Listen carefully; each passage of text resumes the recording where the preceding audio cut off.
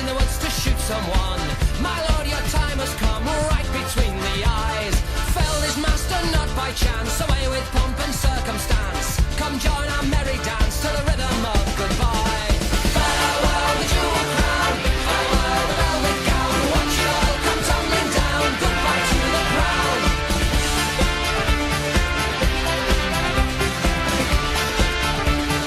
Goodbye to the crown. Goodbye to the king of nothing really. Wave of a hand and a life of Riley. Pot Nazi, pot King Billy. Goodbye to the crown. Goodbye to the dear old mum, mummified on gin and rum. Smile and wave and just play dumb. Goodbye to the crown. Farewell the jewel crown, farewell the velvet gown. Watch it all come tumbling down. Goodbye to the crown. Goodbye to the crown. Hello and welcome to another edition of The Monarchy with me, Samson Sees, here on Press TV. This programme is still giving you the silent stories about the one and only United Kingdom. But just how united is Britain? As we draw closer to a potentially epic referendum on Scottish independence from the UK, in this episode, we will look at both sides of the story, the yes vote group and the no vote group. Stick around, because both sides are not being properly told by mainstream media networks. Let's begin.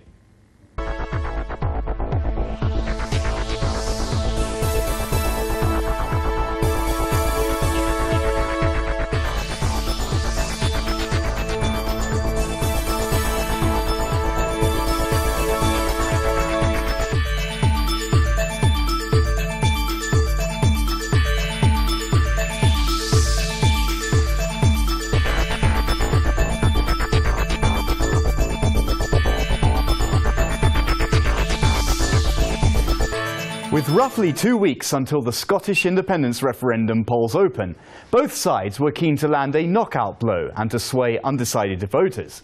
According to a poll for The Times, Scotland is within touching distance of independence. The YouGov poll says that the Yes campaign needs only 3 more points to claim victory. It puts support for independence at 47% against 53%, who say they want to remain in the UK. Some see the second Scottish referendum between Salmond and Alistair Darling as a boost for opinion polls to swing. Here is a highlight of the second debate. It's the vote that will decide Scotland's future, with the eyes of the world watching as the independence referendum edges ever closer. Welcome to Glasgow for Scotland Decides, Salmond versus Darling. Senior campaigners for Scottish independence have hailed Salmond's victory in the second Scottish independence live ill-tempered debate with Alistair Darling, saying it has greatly boosted the Yes campaign as it moved into the final stages before September's referendum.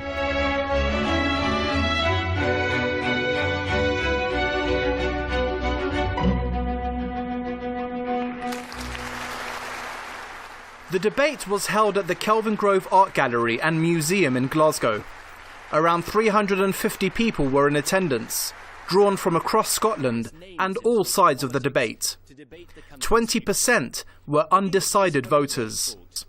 The First Minister delivered a much improved performance after losing the first debate. Ladies and gentlemen, this is an extraordinary time for us all. The eyes of the world are indeed focused on Scotland. He ripped off the gloves and came out swinging, landing crucial blows on the NHS, North Sea oil, and most important of all, the pound. 18 years of Tory government. The leader of the Better Together campaign spent large parts of the debate on the back foot over welfare and the powers that would be devolved to Holyrood if there was a no vote. He's asking us to take his word for it on everything. No plan B for anything. Trust what he says. Sorry, I can't. During the debate, the First Minister insisted it was in the best interests of Scotland to enter into a currency union with the rest of the UK, sharing the pound and all Britain's debts. Stop us using the pound sterling. It's an internationally tradable currency. Nobody can stop us using it. But we believe that the best option for Scotland, what I'm seeking a mandate for, is to have the pound sterling. But he won applause after reiterating his threat that if Westminster stopped Scotland sharing the pound, Edinburgh would not take its fair share of the debt. That if the United Kingdom refused a currency union, that you would refuse to take a share of debt? Because well, as we've heard from Alistair, we cannot be stopped from using the pound. What they can do is deny us the access to the financial assets held by the Bank of England. The Bank of England, for example, holds 27% of UK debt. You would say we're not taking the debt? Yeah, well, we are offering to pay our fair share. But if you didn't get a currency union, would you say we're not taking the debt? Yes, well, obviously, if the UK parties take all of the financial assets of the United Kingdom, then they're stuck with all the financial liabilities of the United Kingdom. It's perfectly obvious and perfectly fair. I want to bring in... During the televised debate, Mr Darling accused the pro-independence campaign of scaremongering on the future of the NHS, with claims that a yes vote is needed to protect the health service north of the border from privatisation under the Tories. So once it's on the budgets. But Mr Salmond landed crucial blows over the risk to Scotland's public services of remaining in the UK, which could be run from London by the English-dominated Conservative Party. Now, the danger for Scotland is this. If England goes down the road of privatisation and charging and the general cuts to public spending, then it's not because they can force us to privatise the health service in Scotland, because they can't. It's the financial pressure makes things extremely difficult for the health service in Scotland. And that is why, to have a health service we can all trust and rely on, we've got to have a health service where we have financial control as well as policy control, so as we can keep the National Health Service as the greatest public institution of Scotland. Mr Salmond also went on the attack over ludicrous welfare cuts being pushed through in Westminster, singling out the bedroom tax for particular abuse. So there are indeed 100,000 Scots with disability who are falling victim to the welfare reforms, which Alistair Darling didn't bother to condemn as he went on in his answer. Well, I condemn the way that people with disability are being treated, and I think it's an indictment of the way that Westminster has handled social security. I mean, yes, we've got difficult, troubled economic times, but the mark of a government of concern is when you're in difficult economic times, you don't take it out on the disabled, and you don't take it out on families with children, and you don't impose the bedroom tax, which must be the most ludicrous tax of all time. But isn't that the point, that when times are tough... The SNP accused Mr Darling of being in bed with the Tory party over welfare reforms. I'm going to get nowhere with this denied by the Better Together leader, who argued that it made sense to spread the cost of providing social security across all of the UK. The former Labour Chancellor warned against being too reliant on North Sea oil after independence, but was ridiculed by Mr Salmond. No campaign. The Tory party, the Labour Party, are the only people in the world who argue that the possession of substantial amounts of oil and gas is somehow a curse as opposed to an asset for a country. This is nonsense. Every other country in the world thinks it's an asset. The Snap Guardian ICM poll afterwards handed a blockbuster blowout to the nationalist leader. 71% deemed him the winner, compared to just 29% for his Labour MP opponent. This was a far more resounding triumph than Darling's 56% to 44% defeat of Salmond in the August the 5th STV debate. The 90-minute debate at Kelvingrove Art Gallery and Museum in Glasgow, which was broadcast across the UK, could be especially significant as around 700,000 postal votes for the referendum started landing on Scots doormats the day after the debate. Alex Salmond, the second debate, he was much more on his toes, he was much more together. I find him difficult to judge because, like a lot of people, we recognise that he is, in the Scots word, very canny as a politician. He's a very good politician, but he's not necessarily likeable. But I actually did find in the second debate I was warming to him because of the way he was answering questions. Alistair Darling came across as a very boring Westminster MP, which didn't really do his Better Together campaign much good at all. And he kept on trying to drag the debate back always to finance, to money, to the economy. And Scotland is about far more than just money.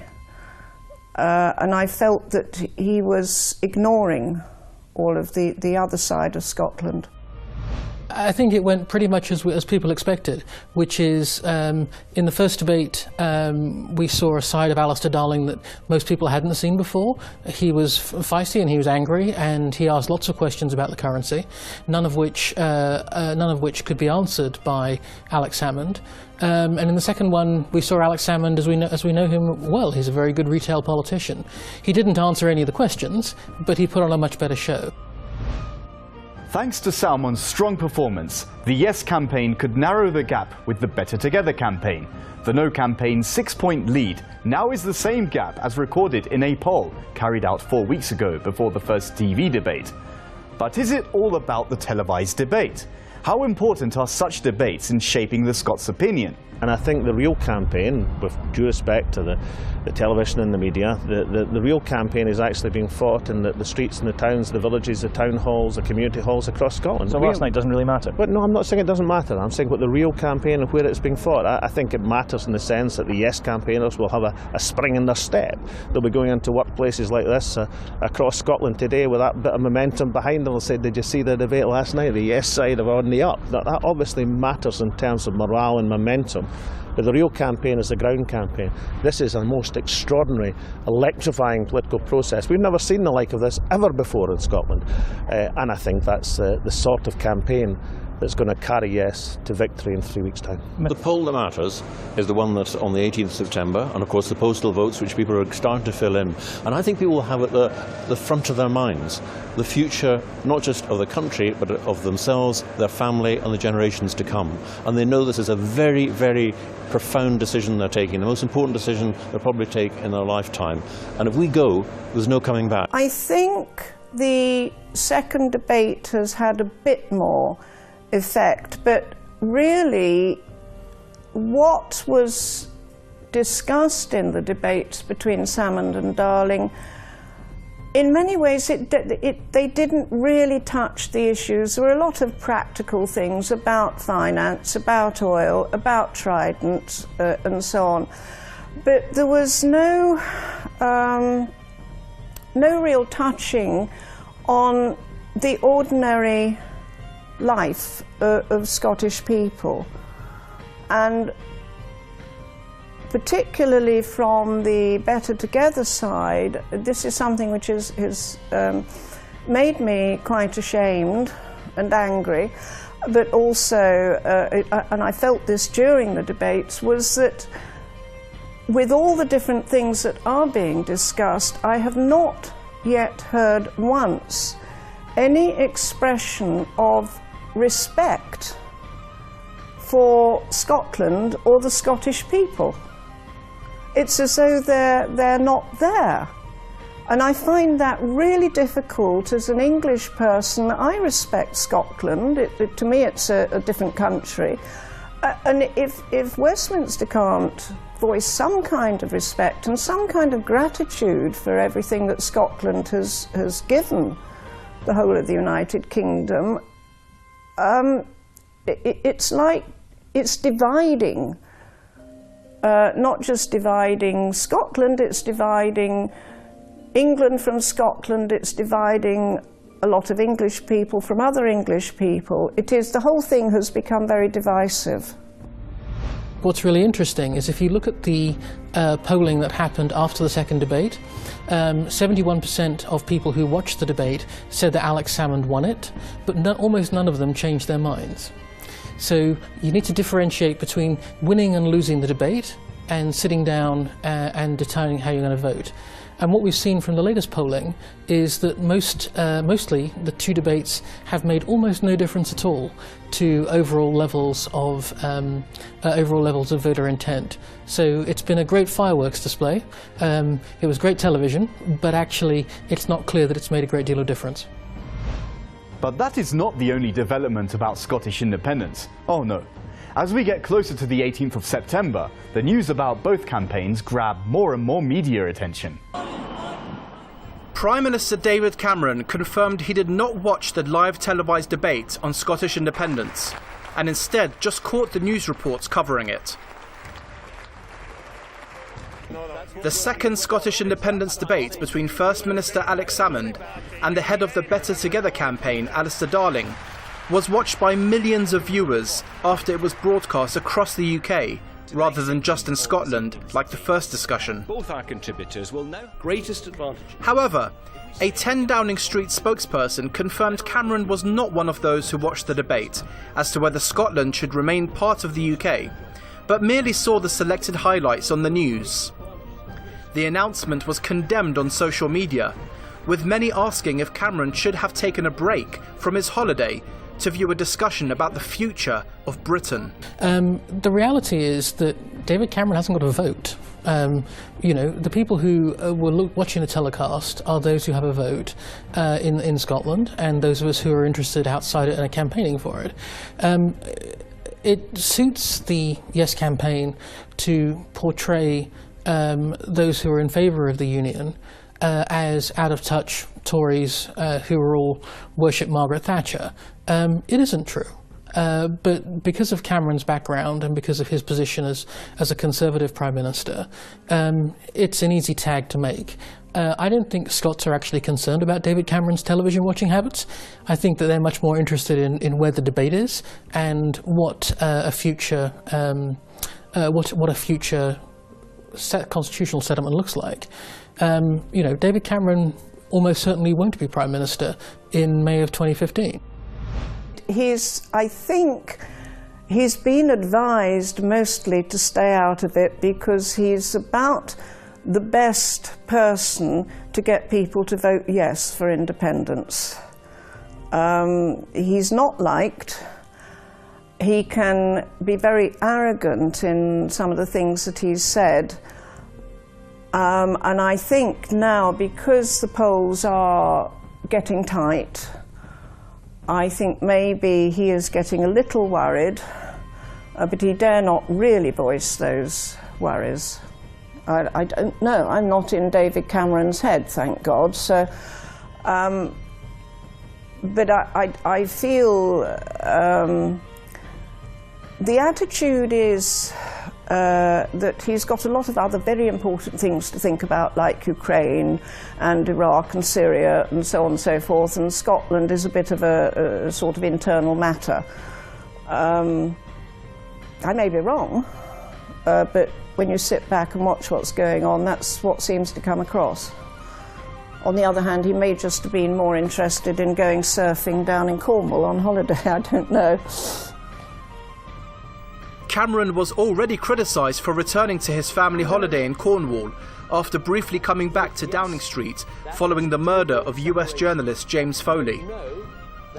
Meanwhile, Cameron has admitted that he is nervous about the referendum after the results of the first poll since the second televised debate showed the No campaign's lead was cut in half to just 6 points. Well, obviously it's good news. I mean, we know we're gaining ground. In fact, on the ground in the communities and the church halls around Scotland, we're winning this campaign. Now, we've got some distance still to travel, but we're definitely gaining ground, and we're winning new converts every day. People who previously were voting against are now moving across to yes because they see the reasons for Scotland's future. Mr Salmond repeated his challenge for a televised debate with the Prime Minister, insisting the Better Together leader, Alistair Darling, has now withdrawn from the campaign by refusing to do any more televised debates. Both campaigns try to use any resource and any ground to promote their cause.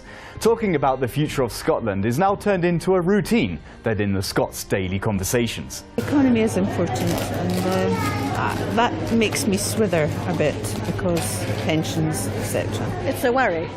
I don't think we've got the resources independently to afford independence. We think in an independent Scotland that business can flourish, it can be successful, and there's a lot more opportunities for small, medium-sized business in Scotland, and we are confident that we can make it work. We have been told that the English overwhelmingly want the Scots to stay in the UK. I'm still waiting to meet somebody, an English person, who actually holds that opinion. But then I'm very much a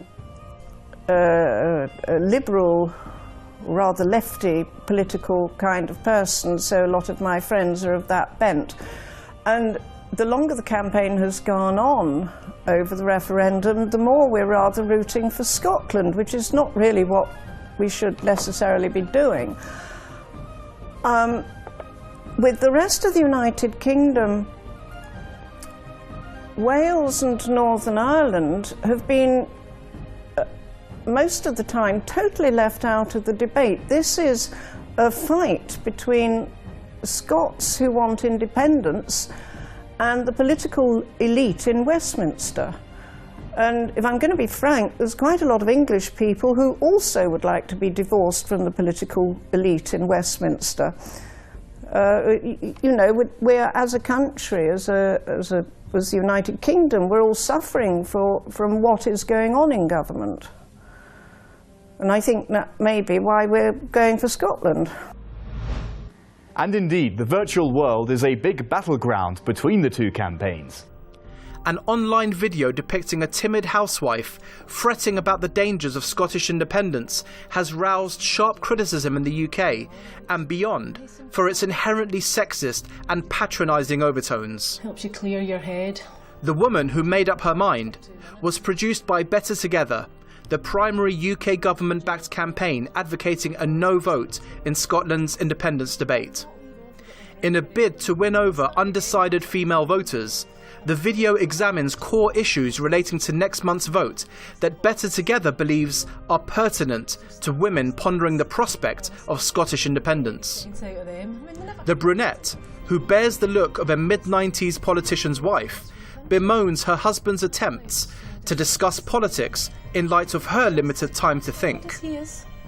One of the ad's most hotly contested lines depicts the woman as ill-informed and politically disengaged.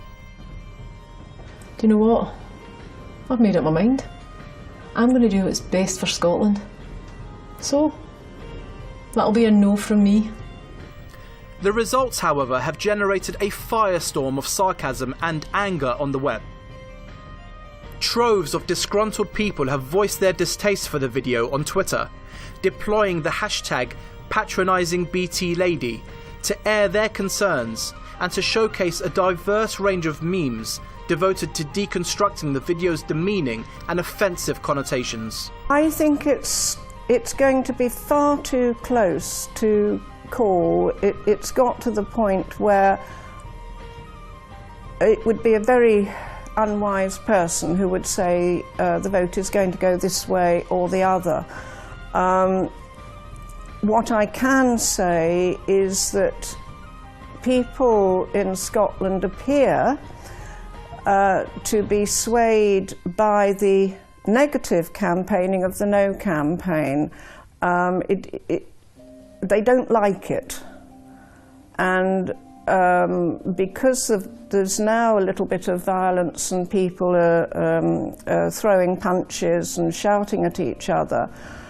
And this morning it was reported that somebody from the no campaign was actually now saying that there would be absolute carnage on polling day. Well, that's not the kind of message that should be put across. And I think any more messages like that, either Scotland will start to shift more towards yes, or they will become more divided, which would be very, very sad indeed. I just want to read this tiny bit that I got from my friend in Scotland this morning. Now he's one of the most fair-minded people I think I've ever come across. He has two great issues. He's a great peace campaigner and a great land reform campaigner as well, and Scotland has a deal of difficulty with their land ownership.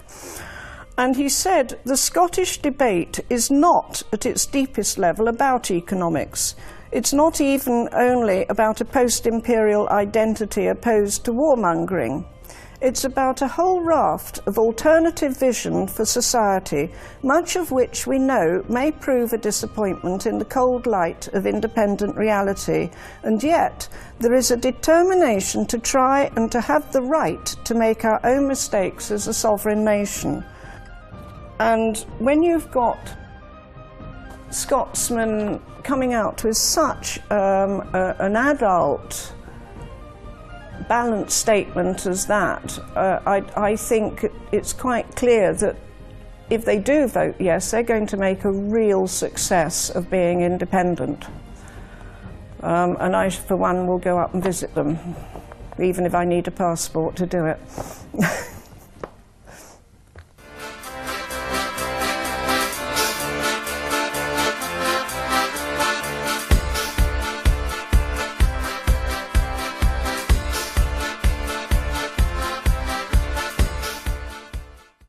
Well, the countdown continues, and bear this in mind, Westminster has less than a fortnight to convince everyone to keep Scotland in the UK.